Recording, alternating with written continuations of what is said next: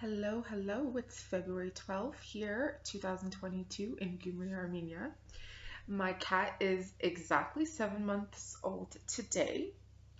I've shut the door because he's just wakening all my neighbors and wants everyone's attention, so he needs a bit of a timeout. I'll try to keep him away from the video for today.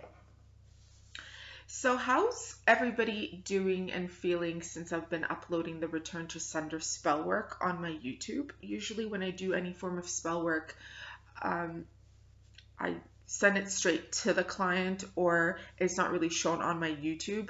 Um, that's just one way a person can do some form of Return to Sender spell or energy. It's all mere physics. There's no belief. You do not have to invoke an essence or a presence unless that's what you want to do or you want me to do. But the way I do it is everything is the laws of physics. This physical body exists, my breath when I speak. So when you can feel too much overwhelming energy and you just feel that someone is doing something, saying something, or you're paying off something that's not even relevant, it's not your responsibility, the Return to Sender spell work with candles is one of the best potent spell works to be doing. Okay. You want to allow the candle to finish up, burn up to the end. That's why it's relevant to get the candlestick, so that carving can be done. All those candles, they're carved, names, symbols, protection, energy, with ointed with oil. So the next time, because I did that twice, the first time was with 3 candles. It was a bunch of group of people, communities, and families. So that had to be returned to sender. Then I felt that the energies, the people, they were counter-reacting to it. So I did an amplified additional spell. And the second one, it's like the first one I had uploaded, it was like as a short story.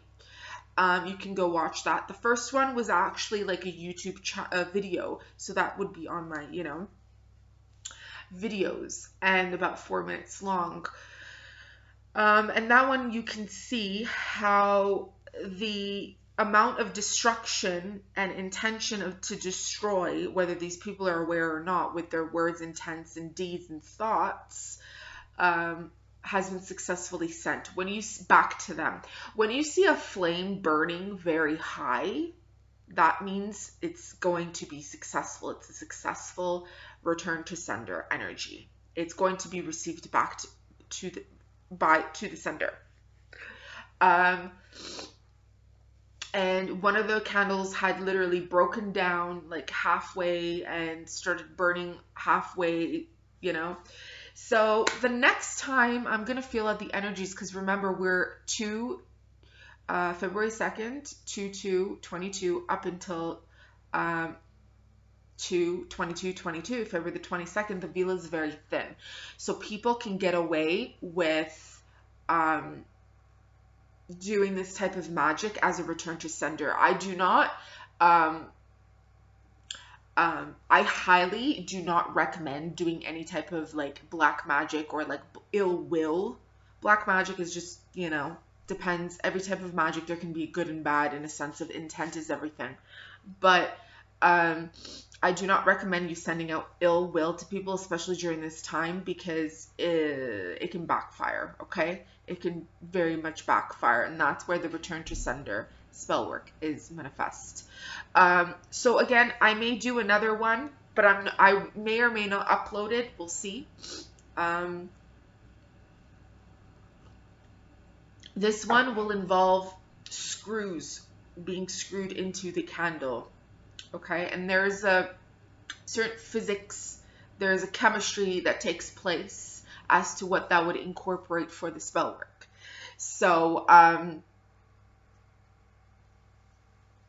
as you know, one of my main components of burning negative energy and hexes and curses is through an entire clove of garlic, like the whole batch. And I usually just put in 3 needles or screws and then I send it out. But this needs to be burned in another way because it was just too much people, too much jealous people, too much people trying to figure out facts when facts are there and in front of them. It's not my business, it's not yours either to get into detail. But I want to actually discuss something that happened years back, about 3.5 years ago, here in Gyumri with a group of people that I was with. So we went to a museum here in Gyumri, like, I can't remember exactly the name, but it's a very big museum, and it's close to Gorky and Hakhtanaki Street. Close to, I can't remember the exact street name. It's like a cultural museum, okay? The museum, if not, I'm not mistaken, was like a living space, living dwelling place for people that had escaped the persecution. I think they were from Van or Kars in Western Armenia, and they had come to Gyumri during or just after the genocide. Okay, so they came here, and mind you, there was other little mini genocides that took place also in Kars and Van. Okay, so I can't remember exactly the dates of these, but I mean, literally the other day I saw these pictures of me back at that time, and I was like, oh my god, I don't even remember this. Yesterday I saw some photos of me with my short hair, and I'm like, I do not recall this event. So